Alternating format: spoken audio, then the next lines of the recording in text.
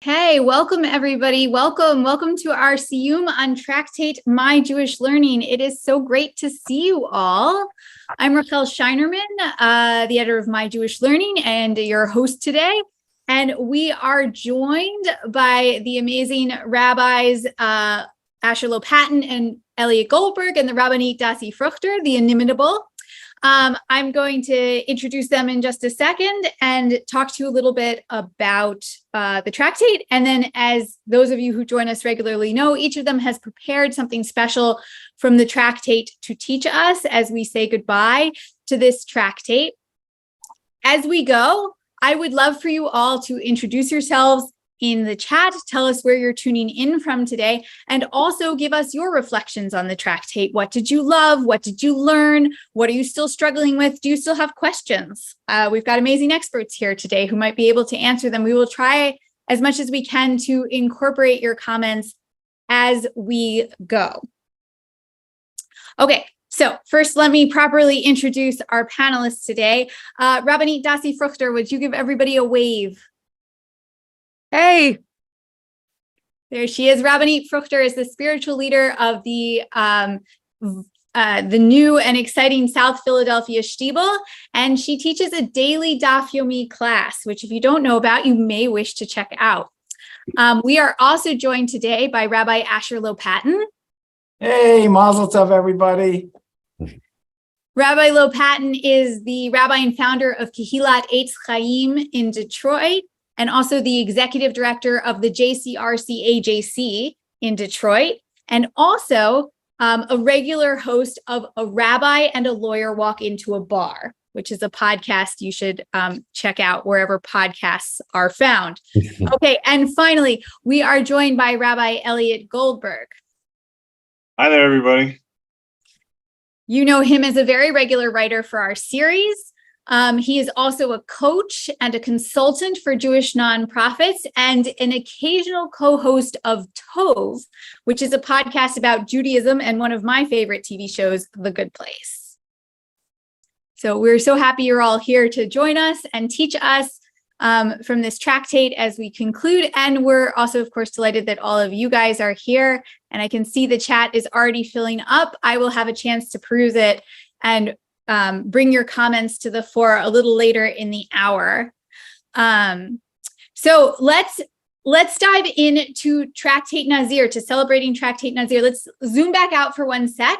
This has been a really interesting tractate, I think, because it discusses a practice in Judaism that most of us don't have a lot of experience of. Most of us aren't a Nazir and haven't met a Nazir. But I felt that this tractate really gave us a chance to get to know the Nazir anyway. And we learned right off the bat in the tractate that becoming a Nazir, dedicating yourself for a period of time to God, was a great option for people who were not priests, but wanted to become holy like priests. Right? Priest is a hereditary position in Judaism. Not everyone can be one. But the Nazirut, the option to be a Nazirite, was open to anyone, right? It wasn't even just men. Women could become a Nazir, and in some cases, children and slaves as well.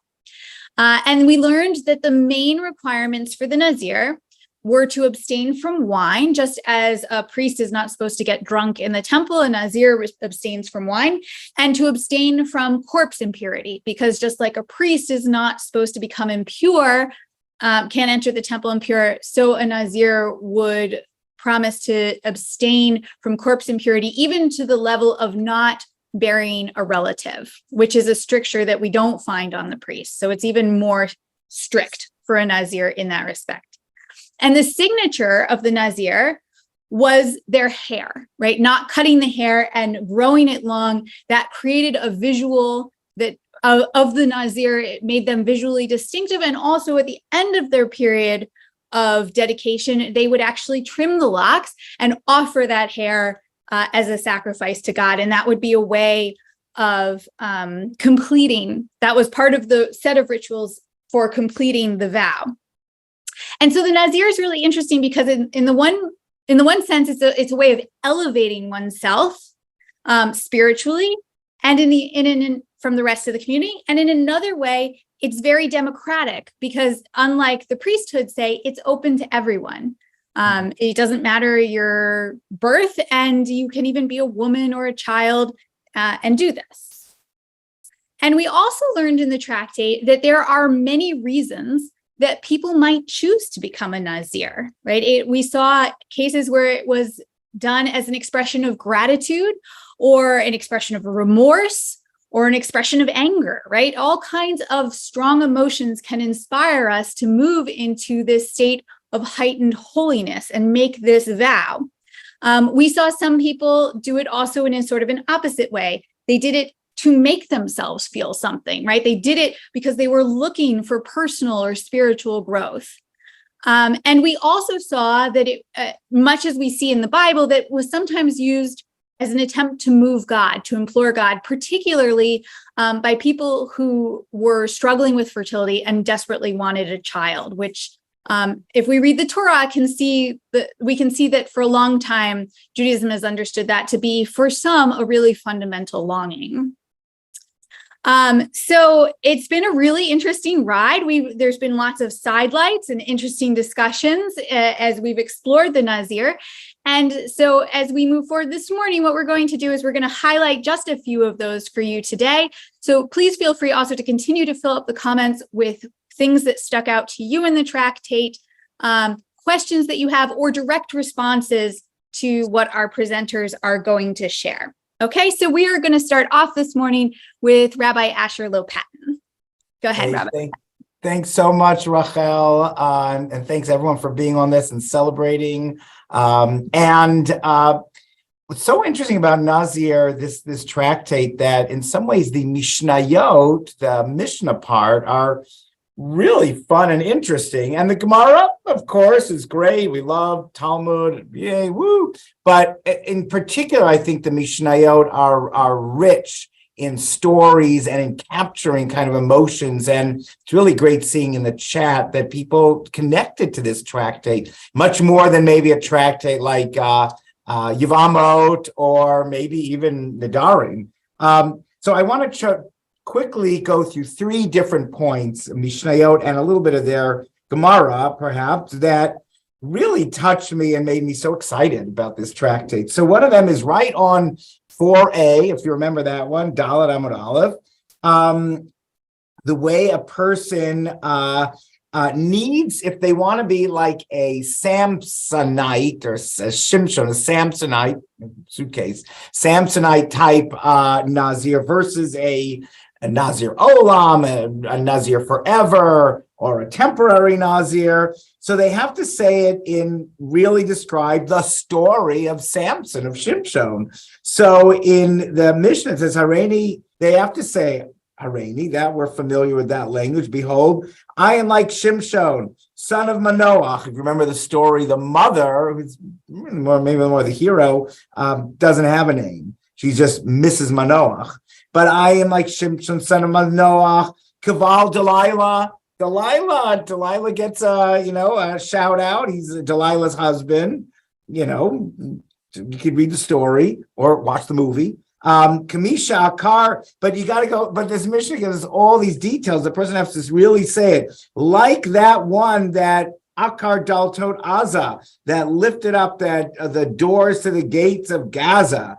Kamisha Niku Plishim Erenav. It's kind of morose or sad, dark. The one, yes, which Shimshon, which Samson was that? That's the one married to Delilah, son of Manoach, lifted the doors of the city of Gaza, and the guy who got his eyes plucked out by the Philistines. Oh, there you got it. You got it. Hareza Nazir Shimshon. You become a Nazir like Shimshon. You go into the detailed halachot. There are differences. So it's just so great to have a little narrative, the story, and it's kind of like, well, that's all you have to know about Samson. He son of Manoah, got married, heroic, got his eyes plucked out. There you go. So they're not joking. It's a serious halacha, but there's something I find very compelling about hearing a full story of one of the great heroes, maybe anti-heroes of our tradition.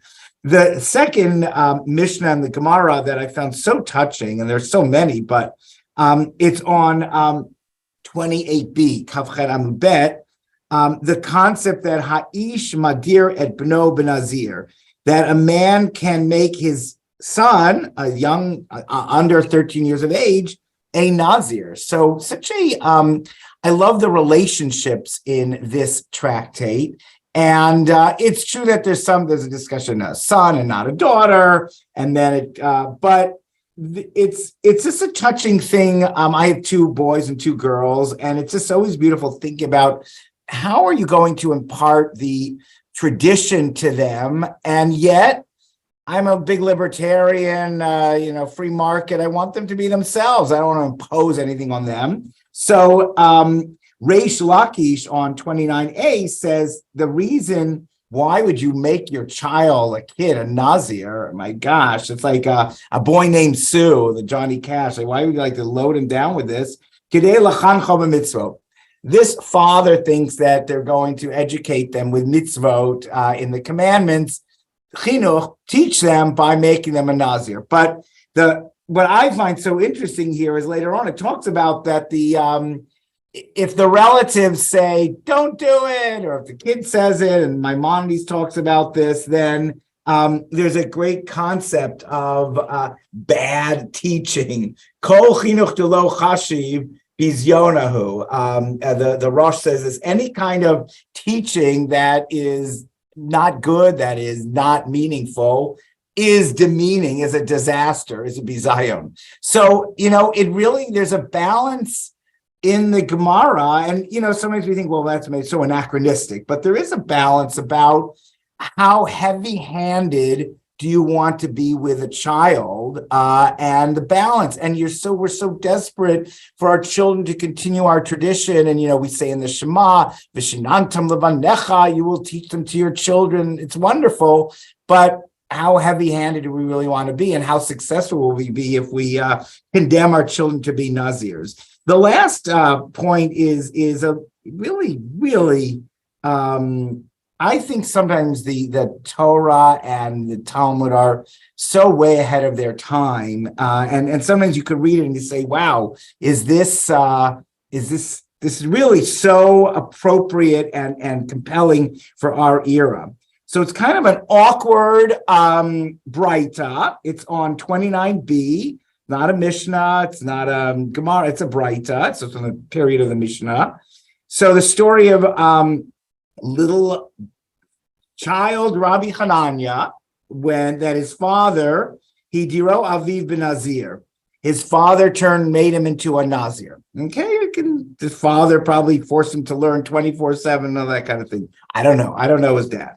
But Vevioli Fnei Rabban Gamliel. So they brought little Rabbi Hanina, before he was Rabbi, probably, in front of Rabban Gamliel. But Rabban Gamliel, Nebuch had Rabban Gamliel had to check him to see, is this a kid that the father is he really a child the father can turn into a Nazir or not? So he had to check like ooey gooey, I don't know if that's the expression, to see whether he had 2 pubic hairs. So here the great Rabban Gamliel has to check out this kid if he had 2 pubic hairs. Now, you could say, well, the Talmud, we go into the mikveh together, all that, what do we care about? But it's so interesting that it was awkward. Even 1,500 years ago, it was awkward. Little Rabbi Hanina is so smart. He says, Amar lo Rebbe al titzta'er levodkeni. He says, the great Rabban Gamliel, you don't have to be mitzta'er, you don't have to go to the trouble, but you don't have to put yourself in this awkward position of the great Rabban Gamliel checking out this little kid if he has 2 pubic hairs, because halacha to the rescue, smart halacha to the rescue. If I'm a child, then I'm under my father. My father made me into a Nazir. Im gadol ani, if I happen to have 2 pubic hairs, which you don't have to look into, I'm doing it, bishvil atzmi. I'm doing it for myself. So you could see that the Talmud finds this awkward. By the way, we don't, when leading davening, we don't care if we don't check on people like this. So we just don't check because you don't need to. But in this case, it was critical. So Amad Rama Gamliel Nishako al Rosho, and he stood up and he kissed him on his head. And he says, Muftachani, I know you're going to be a great Mora Halacha B'Yisrael. You are going to be a great halachic teacher. So it's really, halacha on the one hand created quite an awkward situation. On the other hand, the right approach to halacha, real Mora B'Yisrael, to become a real teacher of halacha, you have to know how halacha can become something that is not just liberating, but really turns you into a mensch. So he really saved Rabban Gamliel, and great story. And hopefully this is a lesson. Rabban Gamliel, who's known to be so tough, halacha should always be something that brings about a Kiddush Hashem, sanctifying God's name, and not something that, really puts us in bad situations. So there you go, Rachel, Masechet Nazir, and my 3 top picks for Masechet Nazir. Thank you, Rabbi Lopatin. Those were good choices. And wow, as the comment section filling up, let me share some of what other people are highlighting from this tractate in our comments. I'll start with Lois's comment just because I think it's worth mentioning. She's marveling at how far we've come in our study of Talmud, right? We started with Tractate Brachot 3 years ago, right? Right? Just over 3 years ago. We've done well over 1,000 pages at this point. And I believe we will hit the midpoint of our 7.5-year Daf Yomi journey in September. But I know there are math geeks on the call who can probably who probably already know the right answer, the exact right dates, and then will probably share that with us. So kol hakavod to everyone. And if you did not start at the beginning, Talmud is one of those things you jump on board anytime. There really isn't a beginning or end to the Talmud. It's just all there. And the order is less important than the content. So if you're joining us more recently, welcome, and kol hakavod to you as well.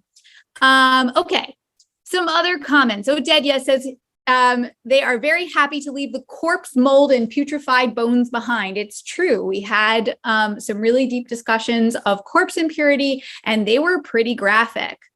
Larry Mandel, I was fascinated and moved by the concept of impurity of the depths, the idea that at anywhere we walk, there could be somebody buried beneath our feet. It does really change your view of the world if you think about it that way. And he's living in Central Europe, so he feels that particularly applies there, though.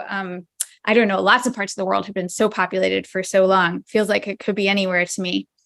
William Yodev, 2 things that stood out for you in this tractate were the Meit Mitzvah as the truest act of kindness. Remember, the Meit Mitzvah is when you discover a body that is unattended and unburied and has no one to bury them. Then even the Nazir, who may not become impure to bury a family member, is obligated to bury the Meit Mitzvah and do that last act of kavod, of honor and kindness for that person.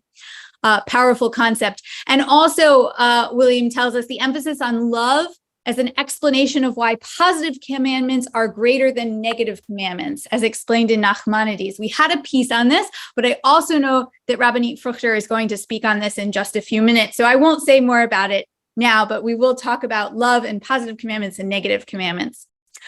Before I hand the virtual microphone over, though, I see there are a lot of questions about whether it is possible to be a modern day Nazir. Of course, without a temple, we can't do the rituals to end a period of Nazirut, a period of Nazirateship. You can't offer your hair on the altar. You can't bring the required animals. But it is possible in this day and age to be a Nazir for life. Right? You could start the vow, you just can't finish the vow. And there are a few people who have done it. And we actually have an article at My Jewish Learning on the Nazir, an introductory article on the Nazir, which my colleague Ben Harris, who is artfully managing everything behind the scenes, will probably pop into the chat for you in a minute. If not, I will do it in a few minutes. which describes some of these people. There is one man who I think became known as the Rabbi Nazir. I don't remember the details, but we'll share that article and you can check it out. It is possible, but it is very uncommon. Okay, we had some questions too. Let me see. While you're looking, Virginia, 94, wants to make sure she gets to the end of the cycle. And I said, to 100, she gets 3 more cycles, Virginia, God willing. Thank you, Virginia. We're happy you're here. All right.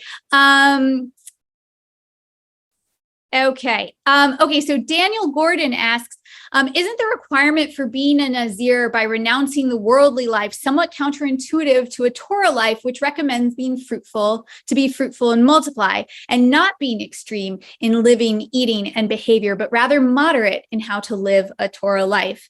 Daniel, I think you're right. There is at least one strain of Jewish thought that's sort of anti-ascetic. Judaism we don't think of as a terribly ascetic religion, although you can find examples of rabbis in the Talmud who are kind of ascetic. Some of them are attracted to it. And certainly we could imagine that the Nazir, the person who chooses to take a vow of Naziriteship, would be attracted to some of that. I will say, and I'd love for our panel to weigh in, that there's nothing about it being a Nazir that means you cannot have a family. Right? There's nothing that says you cannot marry, that you cannot have relations, that you cannot raise children. All of that is perfectly possible while abstaining from corpse impurity and wine. But does anyone on our panel want to weigh in on that one? I would just add that someone asked in the chat, what if someone gets her period while being a Nazirite? It's the same thing, that kind of ritual impurity is a different kind, and it doesn't actually counteract the counting of the days of the Nazirite. We're really only talking about corpse impurity being the problem. And, this is interesting about the question of, can you be a Nazirite today? Well, if you're sitting outside the land of Israel, what we know from Tractate Nazir is that this world outside of the land of Israel is corpse impurity land. Right? There's a rabbinic decree. So the only kind of Nazirite that you can be outside the land of Israel, called a Nazir Shimshon, which is a specific kind of Nazir who is allowed to become tameh, ritually impure, from the dead. So just as a reminder, no other kinds of ritual impurities counteract Nazirite counting, except also for a mitzora, leprosy. Why? Because the process of purification from that involves shaving one's head. And once we shave a head, as we know from like 4,000 pages in this tractate, you got to wait until you have enough hair growth to return to the Nazirite term. Perfect. And Thank you. the famous Nazir in the chat, or David Cohen, did have children. And in fact, Shar Yeshua Cohen, with the former chief rabbi of Haifa, was one of his in-laws, I think his son-in-law. So definitely there's more to life than just boozing it up and cutting your hair.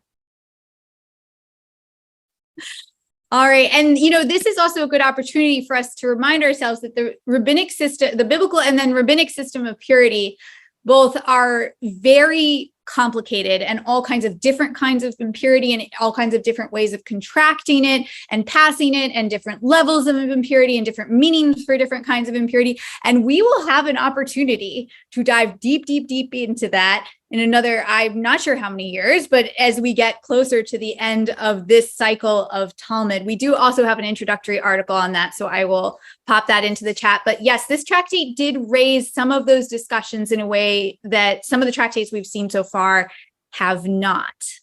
And I just wanted to mention, apropos of the Nazir traveling through foreign lands that are full of corpse impurity, that really reminds me, Rabbi Goldberg, of the piece you wrote about the Nazir who's traveling inside an enclosed box to avoid contracting all that impurity. Okay, I know I haven't gotten to everything, but I've flagged a lot of stuff. I think we're going to keep going with our teachings, and then we will have another opportunity for a pause and conversation. So since we already mentioned the ways that a positive commandment outweighs and can even push aside a negative commandment. I know that's what Rabbanit Fruchter has to speak to us about today. So I'm going to hand the virtual mic to you. Thank you. I'll speak about that briefly, and also just such good Torah coming in through the chat. I almost just want to have a chavrusha, learning partnership with all of you as I look at your chats here. So one thing that you just said, Rachel, is Nazir in a box, right? Nazir in a box. I just love that image of a Nazir in a box, in a Tupperware, whatever it is, right? I think actually it's so interesting as a visual, because what a Nazir essentially is doing is saying, I'm in a box, right? Like, I am completely separate and apart from all of the standard rules and regulations of what it means to be a Jew, right? I'm taking on these additional stringencies, and has been discussed a few times already today. You know, some rabbis don't look kindly upon this act of taking additional stringencies away. Taking additional stringencies in your Jewish life in this way. And I was thinking about the Seder coming up, right? And if you've got a Nazirite that's sitting down to get ready for the Seder, you're going to come around with your wine and start to pour around the table. And the Nazirite's going to say, no, thank you, I can't, right? And actually, in this situation, our friend, the Nazirite, is not drinking wine or grape juice at the Seder. He's not allowed, she's not allowed, because to drink wine or grape juice at the Seder is a rabbinic decree. Once you become a Nazirite, that's a biblical decree. And so, sorry, you're going to be making Kiddush on challah, right? You're going to be blessing the wine, not using wine during a weekly basis, but actually challah bread. And during the Seder, I don't know what you're drinking, right? That's a good question. Maybe alcoholic apple cider, whatever it is. So Karen, I just saw in the chat, you wouldn't even be able to drink the grape juice in this situation if you were the Nazirite, right? So one thing that I'm thinking about around the Seder is that while all of us in the ancient world would be getting ready to bring the Passover sacrifice and ridding ourselves of corpse impurity, yes, the Nazirite would already be in that place of not being corpse impure, but they also wouldn't be able to participate with us for this massive moment of Jewish storytelling and tradition. And in general, what got brought up in Masechet Nazir in this tractate is the principle of aseh doche lo ta'aseh. You can violate a negative commandment in order to fulfill a mitzvah. Does anybody want to put in the chat, if you remember, the classic example in this tractate of the positive commandment to do what in the Nazirite's ship overrides the negative commandment to do what? All right, so I see mate mitzvah, bury a corpse. That was one. What else? Ah, yes, rounding the corners of the head. Okay, so, and then Ron just put another example that came up. Let's just go through what these two things are. So rounding the corner of one's head, you can't do on a regular basis. You can't shave the head in a particular way. And the Nazirite goes ahead and does that. Well, he can do that because it's the positive commandment of becoming a Nazirite overrides, and actually shaving, right? He has to shave, or she has to shave. That overrides the negative commandment to refrain from rounding the corner of one's head. So what is really interesting here, and also I see in the chat, pikuach nefesh, which means saving a life, right? That generally is a positive commandment that kicks away a bunch of negative commandments, right? That's going to be, that's also a very, very classic example. So whenever someone says, by the way, Tractate Nazir, so irrelevant, right? So irrelevant to our lives, then all you have to do is turn to page 41a and look at one of the foundational sections around this major question. And I encourage anyone who is learning Daf Yomi to find those little glimmers throughout the Talmud, because in 10 years from now, you'll be reading an article about saving a life on Shabbat. and you'll see a footnote that says Nazir 41a, and you'll be like, oh, right? So get your Post-it notes and just kind of flag those moments where you think those principles will get really big, right? And that does happen across Shas, across the Talmud. So just a little spiritual idea, maybe to take with us around this major concept of a positive commandment coming along and pushing off a negative commandment. By the way, according to Reish Lakish in the Talmud on 41a, this only happens if you can't do them both, right? If you can do them both, you have to do them both. But if you can't, that positive mitzvah comes and pushes away the negative commandment, which I think is a beautiful idea, actually, around life, right? That a positive action, a positive thing that you go ahead and do, comes and should overpower any of the prevention things that you're doing in the world, especially during a time where we're all preparing for Pesach. What becomes the focus for Pesach preparation? The focus for Pesach preparation comes, everyone put in the chat, what are you doing right now for Pesach? What are you doing to prepare for Passover, which is in less than a week? What are you doing? Put in the chat, clean, right? Maybe a little shop, right? Clean shop. So really what I'm seeing here is not owning chametz and destroying chametz, right? That will be one focus. And the other is not cooking with chametz and eating chametz. All of the negative commandments around Pesach. But actually we have positive commandments around Passover as well. We have to eat matzah. We have to eat maror. We have to tell the story. So something so interesting for you to hold and think about. It's 12:32 on Thursday, right before Pesach, or whatever, the 32 of the hour, right? Think about how you can dedicate as much time as you're dedicating cleaning your oven on planning the Seder, right? And how it is you're going to go ahead and tell the story. Let the positive mitzvah come across and not maybe replace the negative mitzvah, but at least get it up to par, right? So try to think about those principles as you're preparing. All right, keep those questions and comments coming. Thank you, everybody, and Yashar Koach on a great learning. That is some lovely and timely wisdom for a Siyyum that takes place 1 week exactly before Pesach. I've got a few more questions and comments collected here. First one from Brian, why was it thought that contact with a dead body made one ritually impure? Where does that come from? One of you want to take that one?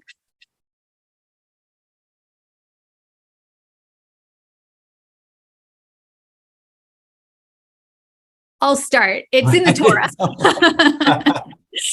Which is, Torah says, though, really clearly, and it's a particularly severe form of impurity that requires a particularly unusual ritual to reverse the ritual of the red heifer. You had to take a red heifer and slaughter it and burn it all up and mix the ashes with water and sprinkle it. And there's also a 7-day period of waiting and a dunk in the mikvah and the whole thing.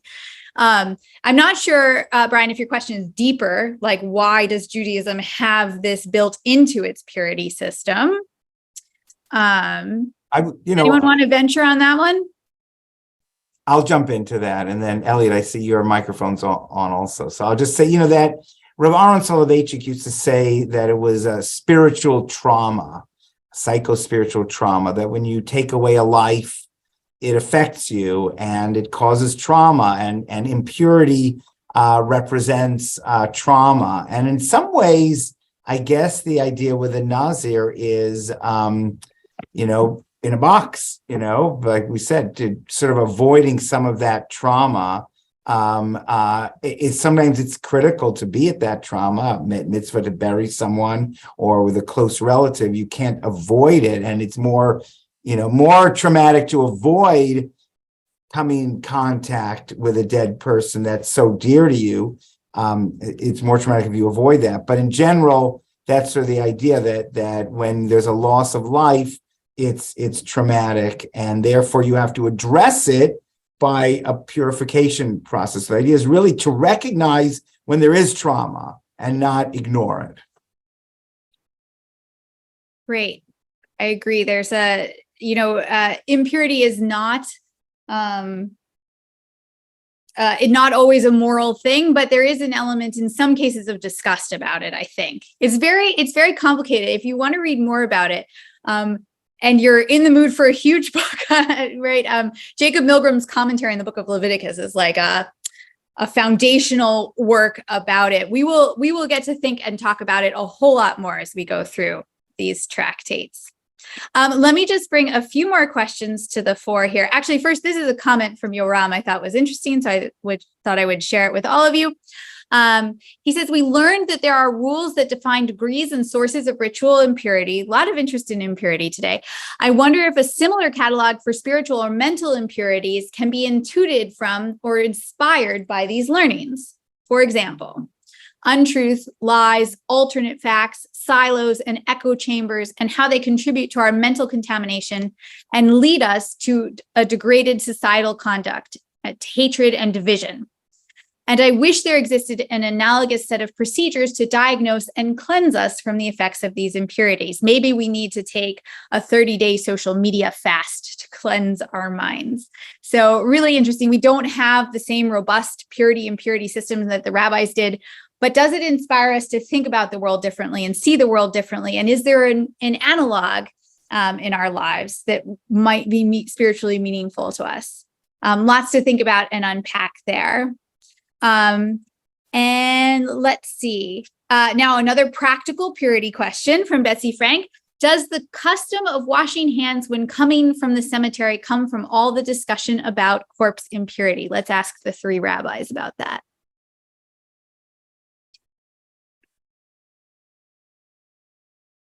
Yeah, The cemetery. probably. But it's interesting. I always like the idea. I won't answer your. Yeah, it probably does. And but also there's a disagreement amongst the customs. Should you dry your hands afterwards or not? And so there is this sense of the many that say don't dry your hands after that washing, after the cemetery, is so that we have a little bit of the memory of the dead lingering with us. So it's kind of washing away some of that trauma, some of that impurity, but it's holding it a little bit, and that it's still within us a little bit, according to that tradition. Okay. Oh, yeah. Go ahead, Right. Rabbi. I was just going to say, I think what's interesting about that question is there are remnants of things that we do that come from the purity and purity system that we don't connect necessarily to purity and impurity anymore. And I've also taken on new meanings. Like there's like washing your hands before a meal. The ritual washing is about getting rid of lower levels of impurity before you eat. But we don't do it for those purposes in the same anymore, but it's become part of our ritual preparation to eat. And some of this conversation, which I think makes purity and impurity a really difficult thing for us to think about, is that it's hard for me to get in the mindset of the rabbis for these systems, because the whole worldview is so distant from where we are today. So we could find threads that are still alive for us, but not in the same way. Or, for that matter, like really, technically, we're all carrying ritual impurity from the dead. Right? Rabbi Fruchter said before, the rabbis say the world outside of Israel was declared impure, but in some ways in our society, right, there are cemeteries everywhere. If you fly over one in an airplane, like purity goes up, you contact that impurity. Like the world has been, because we don't have a way to get rid of impurity for the dead, we just all have it. We don't carry it the way the rabbis did because it's not a functional category, but technically we all have that ritual impurity right now. And I don't feel it on a daily basis. I don't think about it on a daily basis unless I'm in a conversation like this, because that whole system fit a world that we don't live in anymore. And but there are remnants where we could see rituals that have stayed on in one place or another. Thank you. I'll add one more reading recommendation, which isn't always so helpful to folks. But if you're interested in a more anthropological take on impurity, especially in the Bible, the sort of classic work on this is Mary Douglas. What is it? Something about danger. I'm so sorry. I can't remember the title. purity and danger, maybe. Is that right? I'm seeing Rabbi Lopatin shake his head. I'll look for it. I shake my head at anything. So, Okay. but I was Elliot, looking for it. But it's on the bookshelf upstairs, not on the bookshelf right to my right. So I can't get it quickly, but I bet we could Google it. You're right. Mary Douglas is the expert on this. She comes at it from a anthropological perspective, and probably a full 50 years before Marie Kondo, right? She says basically purity and danger. Thank you, Naomi, and Martha and Susan. Everybody knows. Such a great crowd. They know all the answers.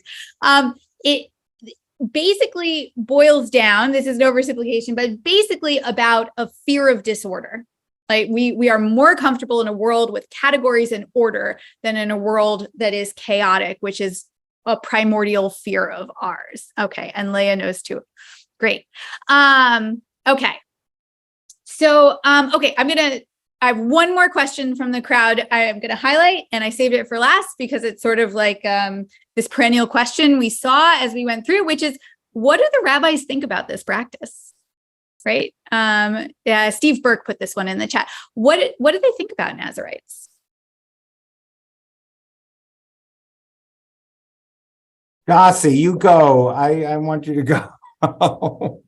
I think it's a mix. I think the rabbis, on one hand, felt that what I shared before, abstaining from the pleasures of life that are granted to us, was basically what we say in Talmudic lingo, a stringency that leads to a leniency, right? Like by being stringent in this area, you end up being lenient in other areas that God really wants us to thrive in, right? Enjoying a cup of wine and sanctifying Shabbat, right? We can't do that if we're a Nazarite.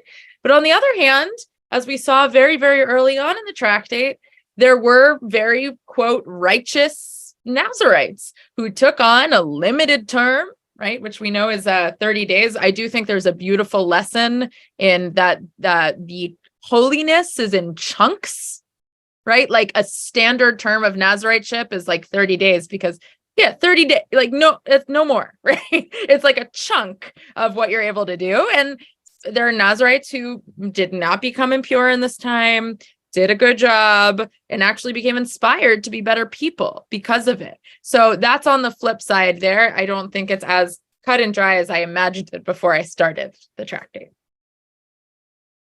Agreed. And one thing that struck me about the 30-day Nazarite is like, how much hair can you really grow in that much time, right? If the point is to grow hair for God, it is a very minimal, I don't know, maybe some people's hair grows faster than mine, but all right. I want to be respectful of everybody's time. So I think it is time for us to move on to Rabbi Goldberg, who is going to take us through the last few lines of the tractate so we can say goodbye, and we will return to you, Tractate Nazir. So Rabbi Goldberg, go ahead.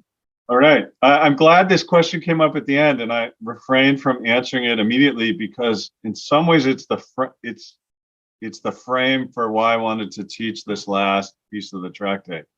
You'll see in a moment, if you haven't read today's daf yet, that it doesn't explicitly have anything to do with Nazariteship. In fact, this last little piece would be much more fitting for Masechet Brachot than Masechet Nazir. But I do think potentially it's a last voice on this question: what do the rabbis think about the Nazarite? So I agree with Rabbi Proctor that the rabbis are mixed, right? We know. Going back to Nidarim, the rabbis would prefer that we not make vows because when we make them, we can get ourselves into trouble, right? Our verbal commitments could get us into trouble by not holding to them. And we have all these rules for governing vows, but better not to take them because then you're not subject to those rules. And right, becoming a Nazarite fits into that category. There's a way in which I think the rabbis would prefer that we not become Nazarites. Yet it's in the Torah. And the rabbis, weren't going to say, this is in the Torah, but we just don't do it. So they have to embrace the fact that this is something that's in the Torah that must have value. It could be that this discussion about limiting the term is a way to do that. But I do think this last text might have something to say on this issue about, what's the value of becoming a Nazir and why we might embrace it. And I'll make that connection after we look at the text. So the Mishnah that starts this is really Agadah. It's not a legal passage. It's talking about both Samuel and Samson, biblical figures who are who we talk about as being Nazirites from the clues that are in the text about their life and the commitments that they or their parents made for them and how they lived. And it's sort of the Mishnah stands alone in some ways. And Rachel in today's piece, right, today's email noted that Rabbi Naharai, who's in the Mishnah, is also quoted in the last Gemara. So it could be that a connection is made because they're quoting a rabbi who was quoted in the Mishnah. But there's no direct connection. It's just some nice Gemara to end the Masechet on, which in fact, as we get through the Gemara, you'll see many Masechtot end with just a nice piece of Gemara, so that, if you've been suffering through a Masechet, at least the last day of class of that Masechet feels like, oh, well, that's a nice way to end. And here's what we have to say today. So, Amar le Rav Rabbi Chia, Chatov Uvrich. Rav says his son, Rabbi Chia, grab and bless, seize and bless. I'm going to explain that in a minute. V'kach amar le Rav Huna le Rabba B'nai, the Berei. Also, Rav Huna said to his son, Chatov Uvrich, seize and bless.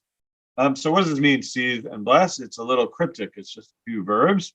And the commentators help us out if the inferences aren't there for you. That says, right, seize the cup and make a blessing. And this is talking about, the context for this is grabbing the cup of wine for which you make a bracha, which you bless as part of Birkat HaMazon. And Rachel wrote about this today too, that right, in people still do this today. And in fact, one of the kosot at the Seder is the kos of Birkat HaMazon. That it was a tradition. It was traditional to say Borei Pri Hagafen and say the bracha over wine is part of Birkat HaMazon, and the person who's leading the bracha we say after we eat says the bracha over the wine, and that's a piece of it. So the advice or the command that these two rabbis are giving to their children, who also are rabbinic figures, is you be the person who does this. If you're at a meal, grab the cup, say the bracha over it. Take the opportunity to say the bracha. This is a teaching I learned in different ways growing up, right? I think it was my grandfather has said to me, if someone offers you an opportunity to make a bracha or have an honor, you say yes, right? If they ask you to wrap the Torah or have an aliyah in shul, or you're invited to do something, you're supposed to say yes. Seize the moment to say a bracha, seize the moment for a positive action. But the Gemara asks, is this to say that one who recites a blessing is preferable to a person who says Amen? So the Gemara asks, do we infer from this it's better to be the person who says the blessing than the person who hears the blessing and says Amen? That reminds me of another teaching I learned in rabbinical school about the importance of saying Amen when someone says a bracha, not just to acknowledge it, but I know as someone who leads services from time to time, when you get to a bracha and you recite it and no one in the congregation says Amen, you sort of feel like no one's paying attention, which could be true. But I was always taught, like, it's important to say that Amen, because that's the way you add your voice. And at least, I also know it's a service to the person leading service. But anyways, the Gemara says, well, is this teaching meant to say it's better to say the bracha instead of being the person who says Amen? And they bring a counter text, a Braita from the teaching of Rabbi Yossi, who says, the one who answers Amen is greater than the one who says the blessing. So in contrast to this teaching, it says it's better to be the Amen person than to be the blessing person. And the Gemara points out we have these two divergent traditions about which one's better. Should you be the person, right? Should you seize the opportunity to grab the cup of wine to be able to say the bracha, or should you not? So you could be the person who says Amen, which, by the way, is another important teaching. If you say the bracha, you don't say Amen. They're actually two separate voices, and sometimes, we're used to saying Amen, that like it just comes out after we say the bracha. But when you say a bracha, you don't say the Amen. That's sort of that's the acceptance of the bracha that the people didn't say it say. So that's why these are separate categories. The Gemara brings a strange example to sort of support this second opinion that saying Amen is better. That uses a military example about, is it better to be the first ones on the battlefield or later people on the battlefield? And partly in the interest of time and partly because like I just don't love the military metaphor for this. I'm going to let that go. But Rachel wrote about it today, so you could read about it online if you wish to. But it's just support for one of the petitions for another. And the Gemara then comes and says, Tanaihi, this is a Tanaitic dispute. There are two opinions. The Braita we just said that's saying Amen is better. And then it brings another Braita that says, both the one who recites a blessing and the one who says Amen are included among those who stand and bless. But one who hurries first to the one who hurries to first. Sorry, I've got the syntax of this sentence wrong. But one hurries to first reward the one who recites the blessing. So the second Braita says, true, there's credit to both the person who says the blessing and the one who says Amen, but we first go, wish Yashar or give credit to or something to the one who says the blessing. So better to be in that honorific position of saying the blessing than the one who's saying Amen.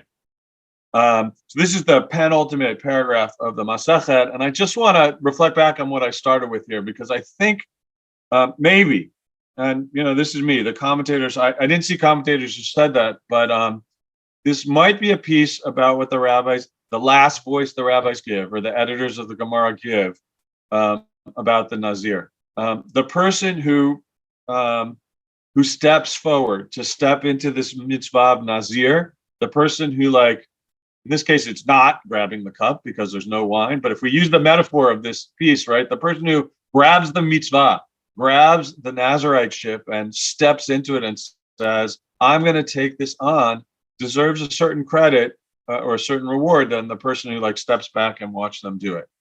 And it might be a way that at least, I can't say this, this settles the debate or lets us say that Masechet Nazir is in favor of us doing this. But it does give a hint that perhaps the rabbis are saying a Nazirite who takes on these responsibilities, which can be difficult and involve self-sacrifice and actual sacrifices, is a reward-worthy thing. It deserves a reward, and we should give honor and credit to those who do it. And while overall we might be mixed, on balance, let's think well of these people who step into this mitzvah, because it is in fact a mitzvah, and that's worth some honor and a reward. And as a lead-in to end the Masechet, Rachel, you're getting some amens in the comments, Rabbi Goldberg. Oh, there you go, amen. Thank you. There you go. My teacher who taught me you have to say amen. I would like that.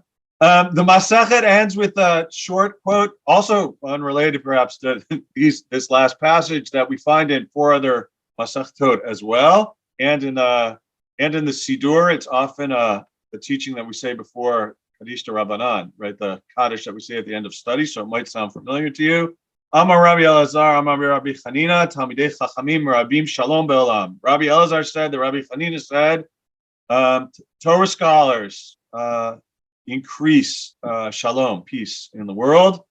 Shenemar, there's a proof text, V'kol banecha limudei Adonai, V'rav shalom banecha.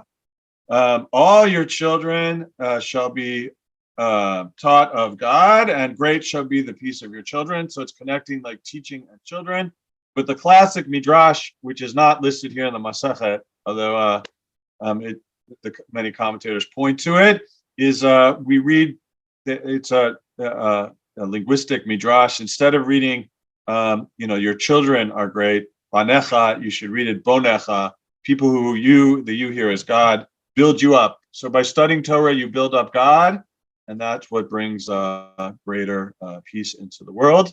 And I love this teaching because while some Masechtot don't, come with consternation or inner, or struggles to study and get through, which I know from the comments, some people felt Nazir, they're happy to be rid of it. It is a value of ours that studying Torah in all of its facets is one of the ways that we sensitize ourselves to the needs of the world and our desire to bring peace to it. And with that, we end Masechet Nazir. Should I go Right. straight to the Hadron, or do we introduce that first? Yeah, we are now at the portion of our program where we say the closing benedictions for completing this unit of our study. So Rabbi Goldberg, since you read the last few lines, would you please lead us in the Hadron, and then Rabbi Lopatin will do the Kaddish for us. Terrific. Hadran alach Masechet Nazir v'Hadrach Halan. Datan alach Masechet Nazir v'Hadrach Halan. Lo nina shem minach Masechet Nazir. Lo titna shem minan. Lo be'am hadem v'lo be'am da'ate. Yiraton mefanecha Adonai Eloheinu v'leim avotenu. Shetehei toratcha umanotenu b'olam hazeh. Tehei imanu le'olam haba. Chanina bar Papa, Rami bar Papa, Nachman bar Papa, Achai bar Papa, Arba bar Papa, Mari bar Papa, Rafram bar Papa, Rachish bar Papa, Surcha bar Papa, Adi bar Papa, Daru bar Papa. Harevna Adonai Eloheinu et divrei Toratcha befinu v'fi amcha beYisrael, v'niyah anachnu v'tzatza'enu v'tzatza'ei tzatza'enu v'tzatza'ei amcha beYisrael, v'lanu yodei shemecha v'lamdei Toratech lishma, v'oivai tichakmeni mitzvotecha ki le'olam hili, yehi libi tamim b'chukecha, leman lo evosh, le'olam lo eshkach b'kudecha, kivam hayitani. Baruch atah Adonai lamdeni chukecha, amen, amen, amen, sela va'ed. Modim anachnu lefanecha Adonai Eloheinu v'Elokei avotenu, shesamta chalkenu miyoshvei beit hamidrash v'lo samta chalkenu miyoshvei karnot, she'anu mashkimim v'hem mashkimim, anu mashkimim l'divrei Torah v'hem mashkimim l'dvarim b'telim, anu amelim v'hem amelim, anu amelim v'mekablim schar v'hem amelim v'einam mekablim schar. Anu ratzim v'hem ratzim, anu ratzim lechayei olam haba v'hem ratzim leber shachat shenemar, v'ata Elohim toridem leber shachat anshe damim u'mirma lo yechatzu yemehem v'ani aftach bach. Yehi raton mefanecha Adonai Elohai kishem she'azartani l'sayem masechet Nazir ken te'azartani להתחיל מסכתות וספרים אחרים לסיימם, ללמוד וללמד, לשמור ולעשות, לקיים את כל דברי תלמוד תורתך באהבה, בזכות כל התנאים והאמוראים ותלמידי חכמים, יעמוד לי לזרעי שלא תמוש התורה מפי ומפי זרעי וזרע זרעי עד עולם, ויתקיים בי, והתהלכך תנחה אותך בשוכבך תשמור עליך, והקיצות ההיא תשיחך. כי בי ירבו ימיך ויוסיפו לך שנות חיים, אורך ימים בימינה ושמאלה, עושר וכבוד, אדוני עוז עמו ייתן, אדוני יברך את עמו בשלום. And we are primed to say Amen. Rabbi Lopatin is going to lead us in the Kaddish. Might want to move your camera up, Rabbi Lopatin. And I think we need volume from you. You're on mute. Oh, yes. So I said lots of opportunities for amens, lots of amens. This is, again, bringing God's, everyone here that's learned Torah, Daf Yomi, and finished this Masechta, bringing God's presence into our world. That's what this Kaddish is. And we hope for the future that our troubled world will all be united and appreciate the goodness of God. Yitkadav v'kadash shemei rabbah be'alamadu ati lid charata. God will in the future unite this world. Lachem etar laskal chayalma u'mimnei karti Yerushalayim u'shachel hechalei b'gavei u'makar puchan adcham me'ar l'tav u'puchan adishmayel atre v'yamlich kutshab richu malchutei v'karei b'chayechon v'machon b'chayechon beit Yisrael ba'agala u'bizman karim v'imru amen. Amen. Hey Shmei Rabam Barach Lalam Melmaya Barach Vishmach Viprav Maminasei Vida David Alavid Allah Shmei Vishab Richu Eila Mikol B'Chadav Shuvah Dav Shuvah Dav Nechmata Damram B'Amav Imru Amen. Amen. Al Yisrael V'Rabbanan V'Al Talmidim V'Al Kol Talmidei Talmidim. This is a blessing for all of you that have studied Torah. Al Yisrael V'Rabbanan V'Al Talmidim V'Al Kol Talmidei Talmidim Kol Madaskim B'Raita Dibat Radim V'Dibchol Atar V'Atar wherever you are. Yehei Lahon Lahon Shlama Rabbah. Amen. Amen.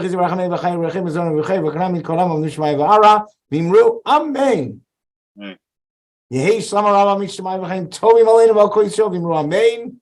Amen. Oseh Shalom B'Ramav Hu V'Rachamav Yaseh Shalom Aleinu V'Al Yisrael V'Imru Amen. May God, who makes peace in the heavens, with our zchut, our merit of learning Torah, bring peace to our world, and let us say Amen. Amen. Amen. I mean, as long as we're in blessing mode, I will mention that Neri Tischler, who has been a valued part of this community for a really long time, is now recovering from surgery. And so we all wish her a refuah shlema and a Pesach of rest and recovery. And with that, we are going to say goodnight and we will see you again sometime, Tractate Nazir. And tomorrow we are opening the books on Tractate Sotah. So I will give you 1 minute on Sotah, and then we will be in your inbox tomorrow morning to really kick it off. The Sotah trial of the Sotah is the suspected or adulteress. If a man, according to the Bible, it's all in Numbers chapter 5. If you want to do a little homework, you can go read just that one chapter tonight. Numbers chapter 5 says that if a man suspects that his wife has had an adulterous affair, which is something very difficult to prove, he can prove guilt or innocence through a supernatural ritual in the temple. He hauls her to the temple. There's a sacrifice of barley, and then there's some humiliation of her. Her hair is unbound, this and that. And then the priest concocts a potion of water and dust from the floor of the temple and some curses that are written on paper, and the ink dissolved into the water, and she is forced to drink it. And if she is innocent, no harm will come to her. But if she is guilty, this potion will make her incredibly ill. So it's going to be a tractate where all of the most intense human emotions come into play: passion, jealousy, anger, fear, humiliation. It should be an interesting one. It's not entirely focused on the Sotah, though that's the name of the tractate. There's a lot of other interesting material in there that we will learn as well. It's kind of a catch-all for a few other things that have to do with temple ritual and halachot of war and some other things. And it is also a very story-heavy tractate. So folks who like Agadah, who like the stories in the Talmud, you can look forward to that too. And just a general reminder that if you are part of the group that meets with us every Thursday to do Daf Yomi Week in Review, including with all of the teachers in rotation that that we have learned with today, including many other talented ones, we are taking a break for the next 2 weeks, I think, definitely next week because of Pesach, but we will get back to that as soon as it's not a holiday day. And if you don't know what I'm talking about, check the bottom of your email. We advertise it every week. You can join us on Zoom on Thursdays at 9:30 a.m. Eastern time, which I know is really early for the California crowd and a little late for the European crowd, but that's the best we could do. So you're warmly invited to that.